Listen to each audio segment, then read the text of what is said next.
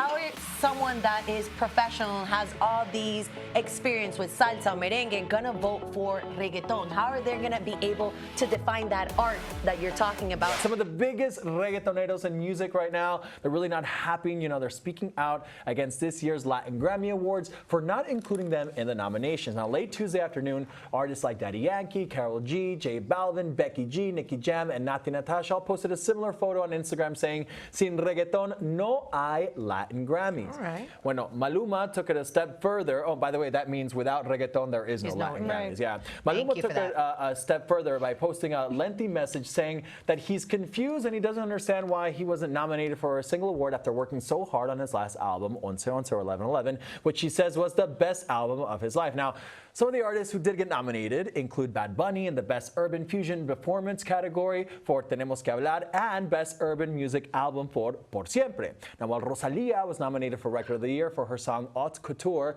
as well as Best Urban Song for Con Altura, right? Yeah. Okay, so there have been some nominations here, but some really have been snubbed. Now, why do you think some of the top artists in Latin music today, missed out on being nominated for a Grammy this year?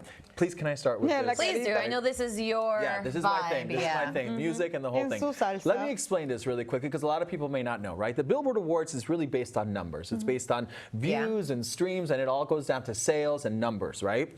Latin AMAs is a combination of that. It has to do with some of the Billboard stats, but then the fans, you guys are the ones that vote and decide who receives a Latin AMA. Yeah. With the Latin Grammys, there's an academy, right? It's academy. It's a group of people that it's really experts and they're musicians. They're everything in the music industry. It consists of right, exactly. Like the Oscars.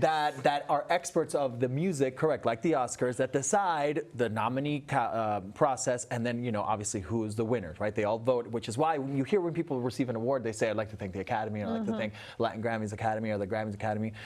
Okay, so what happens in this case is that the nominees and all that happens based on the art, right? The creativity, the artistry, nothing to do with numbers. You can sell 10 albums, right, versus 10 million, but you could still be nominated for a Grammy because it has to do with the art. So I think that the argument right now from the reggaetoneros, right, the urban music, is that there is a lack of people in the academy that have a knowledge and an education on what reggaeton and trap music is about and what makes good music, right? J Balvin just posted a video explaining that exactly. Correct. And he said something about... He basically was saying that, like, how is it possible within that community is what I'm calling it, that the people that are voting for whoever's going to win the Grammy, how is it possible that, say, most of them consist of like maybe salsa producers, merengue producers, the music that we're all have been accustomed to,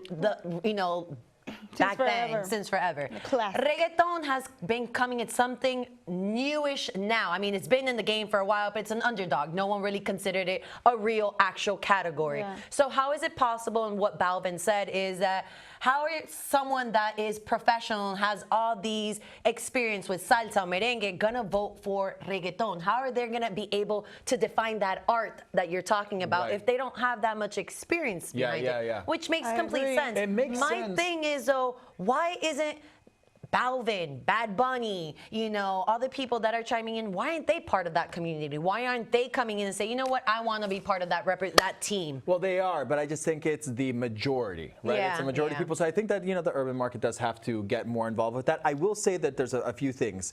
This has happened in the past for a very long time. In 2007, Ivy Queen was upset because she didn't win the Grammy against Calle 13, right? And it's like, well, listen, it has to do with what the Academy decides. I will say another thing. Karol G won Best New Artist in 2018, right? Last year. So it's not like they've been completely shutting them out. It just happens to be that this year they didn't get it. And I'll bring it to the Grammys. Artists like Katy Perry and Nicki Minaj, who are major, major artists, never won a Grammy, by the way. So it just goes to show you the difficult, right? How hard it is. Yeah, I get it. No, I think it all depends because, like, for example, Rosalía is nominated.